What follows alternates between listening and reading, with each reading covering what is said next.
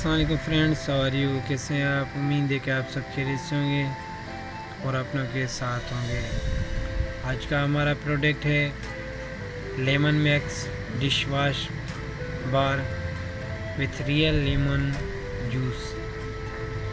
ये dish wash का soap है जिसकी होलसेल और रिटेल प्राइस आपको रिव्यू करके बताएंगे।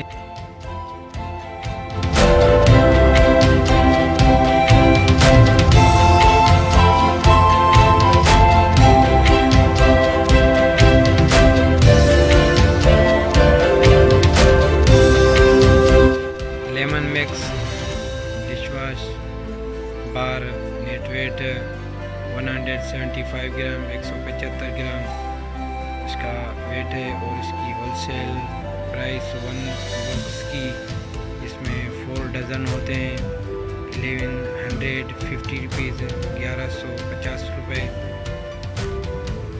और इसकी जो रिटेल प्राइस है वो 30 रुपीज़ है 30 रुपये। और इसके डज़न की प्राइस जो है 1 डज़न 12 पीस की वो है 288 रुपीज़ 288